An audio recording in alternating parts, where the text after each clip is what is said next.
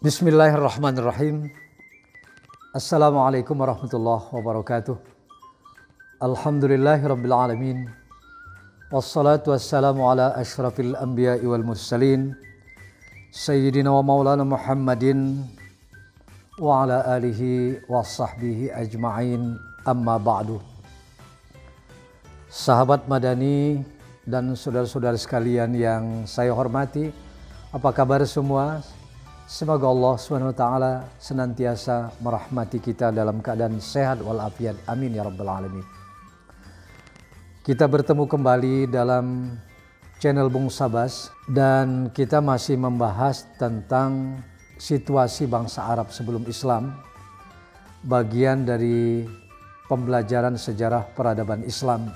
Pada video lalu, pada video part 6, kita membahas pengantar secara umum tentang asal-usul bangsa Arab yang terbagi menjadi tiga, yaitu Arab al-Ba'idah, al-Arabul Ba'idah, atau disebut dengan Arab kuno, di mana bangsa ini telah musnah, ditelan sejarah karena berbagai alasan-alasan yang diabadikan oleh Al-Quran. Yang kedua, kita juga telah membahas tentang Arab origin, Arab asli atau Al-Arabul Aribah, yaitu penutur asli bahasa Arab. Dan yang ketiga adalah Al-Arabul Musta'ribah, yaitu orang-orang Arab yang asal usulnya bukan dari Jazirah Arabia, tetapi karena sudah menetap demikian lama di Jazirah Arabia, maka mereka sudah terarabkan atau sudah bertutur dalam bahasa Arab, dan mereka sering disebut dengan bangsa Arab keturunan dari nasab Nabi Ismail alaihissalam, yang kemudian dalam silsilahnya menurunkan Adnaniyun, di mana Adnaniyun ini nanti yang meneruskan garis lurus keturunan dari Bani Quraisy atau suku Quraisy, di mana Nabi kita Muhammad Rasulullah SAW berasal. Kita juga sudah membahas secara singkat tentang kepercayaan pagan yang dianut oleh masyarakat pada umumnya, masyarakat Arab sebelum Islam. Masyarakat pagan adalah masyarakat yang menyembah berhala. Selain juga kita sudah membahas tentang teritori Jazirah Arab dari batas utara, selatan, dan barat laut.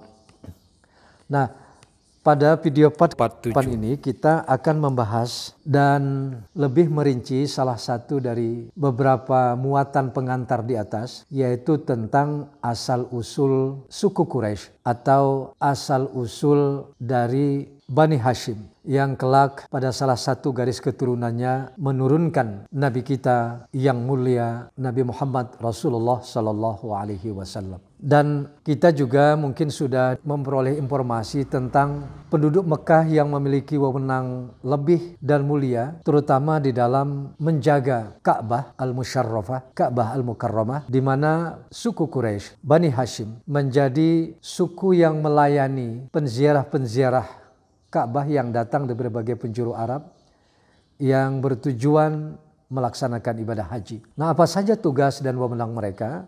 Kita akan bahas dalam penjelasan presentasi berikut ini. Selamat mengikuti. Sahabat Madani yang terhormat dan adik-adik mahasiswa yang selalu bersemangat, kita lanjutkan bahasan kita tentang bangsa Arab sebelum Islam.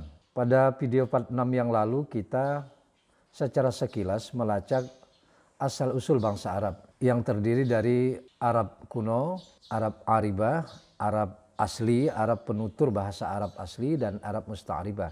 Adalah orang yang datang dari luar Jazirah Arab, kemudian karena sudah menetap di Jazirah Arab menjadi penutur bahasa Arab, dan mereka disebut Arab Musta'ribah. Dan Arab Musta'ribah ini dinisbatkan kepada Nabi kita Ismail alaihissalam. Dari garis keturunan Ismail inilah kita bisa melacak asal-usul suku Quraisy dan juga Nabi kita Muhammad Rasulullah SAW.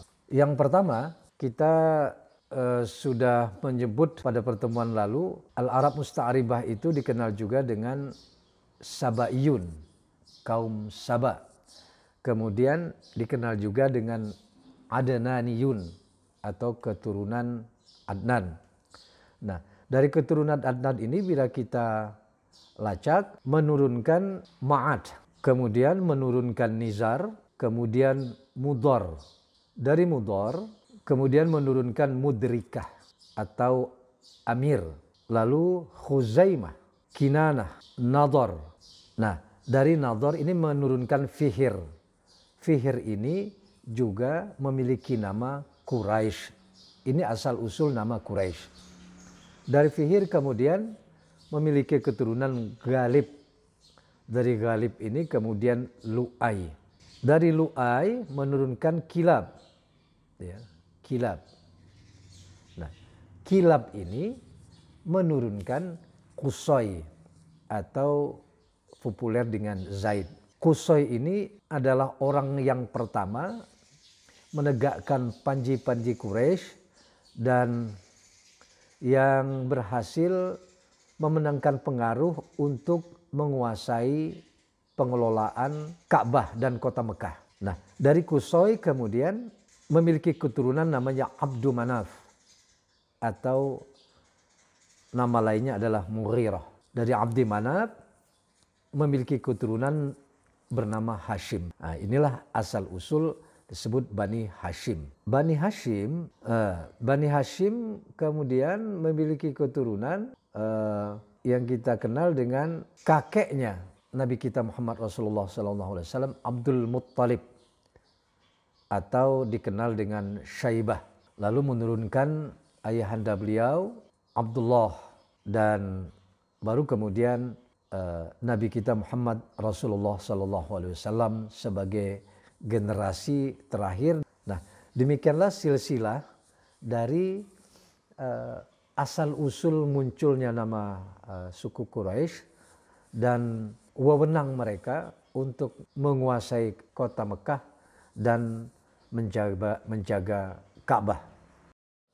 Sahabat Madani yang terhormat, kita beralih ke penjelasan tentang wewenang suku Quraisy atas pengelolaan kota Mekah secara umum dan penjagaan Ka'bah secara khusus. Sebelum Qusay merebut pengaruh untuk mengelola kehidupan masyarakat kota Mekah dan berwenang untuk mengatur Ka'bah, sebelumnya sudah dilakukan oleh Bani Khuza'ah. Bani Khuza'ah juga merebut pengaruh itu dari Jurhum. Kita tidak akan membahas tentang bagaimana suku Jurhum yang menguasai Yathrib atau Hijaz secara umum, atau bagaimana kekuasaan Bani Khuza'ah, tetapi kita langsung masuk ke pengaruh dan wewenang Qusay yang berhasil melakukan negosiasi dan diplomasi secara damai dengan keturunan Bani Khuza'ah untuk mengambil alih pengelolaan kota Mekah dan khususnya Ka'bah Karramah. Sahabat Madani, Qusay atau Zaid adalah orang yang pertama mendirikan Darun Nadwah. Darun Nadwah ini kalau kita bahasa Indonesiakan adalah rumah Nadwah. Ini bisa disebut majelis, bisa disebut tempat berkumpul, atau rumah tempat bermusyawarah. Nadwah ini berasal dari kata nada yunadi munada atau memanggil. Gitu. Jadi rumah yang diperuntukkan untuk memanggil orang hadir ke dalamnya untuk melakukan kegiatan-kegiatan di antara lain musyawarah. Dan begitu pentingnya Darun Nadwah ini sehingga dia menjadi simbol dari kekuasaan atau otoritas suku Quraisy, di mana di Darun Nadwah sering digunakan oleh para petinggi dan pembesar-pembesar Bani Quraisy untuk memusyawarahkan banyak hal yang sedang dihadapi oleh masyarakat Makkah. Di samping mereka juga menggunakannya sebagai tempat untuk pernikahan putra-putri bangsa Quraisy. Lalu Qusay juga memiliki wewenang sebagai sahibur rayah,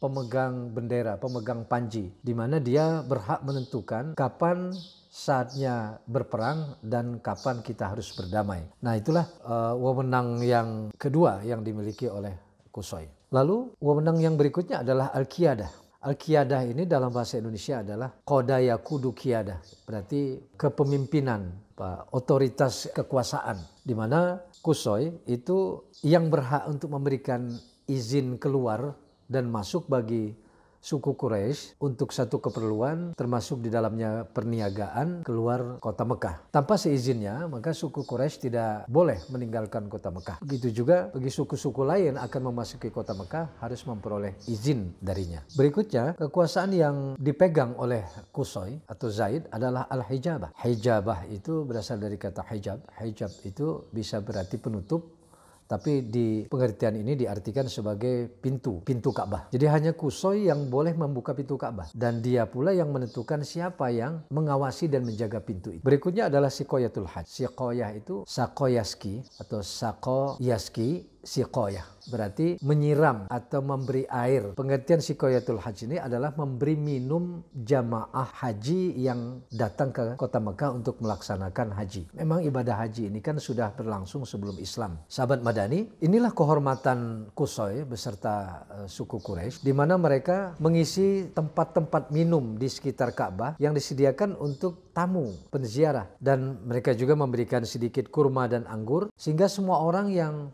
datang ke Mekah untuk melaksanakan haji itu merasa puas untuk menikmati minuman dan hidangan buah kurma yang disiapkan oleh Qusay beserta suku Quraisy. Berikutnya adalah Rifadhah. Lebih kurang sama, tetapi kalau Rifadhah ini bentuknya adalah suku Quraisy yang mendiami kota Mekah itu menyiapkan makanan, hidangan bagi para pendatang pada musim haji. Nah, dari mana memperoleh makanan itu? Itu Qusay menetapkan pajak bagi penduduk Mekah, di mana uangnya, di mana hasil pajak itu diperuntukkan untuk membeli makanan, yang makanan itu disajikan kepada para pendatang yang dari berbagai penjuru Arab untuk melaksanakan ibadah, untuk melaksanakan haji maksud kami. Nah, dengan demikian maka wewenang yang dimiliki oleh Qusay ini kemudian turun ke Hashim yang merupakan cikal bakal dari Bani Hashim, dan sebagaimana kita ketahui terus berlangsung sampai kepada Abdul Muttalib. Dan setelah Islam datang, tradisi sebagai pelayan dua rumah suci atau Khadimul Haramain ini saat ini dipegang oleh dari pemerintah Saudi Arabia atau raja dari Saudi Arabia. Sahabat Madani dan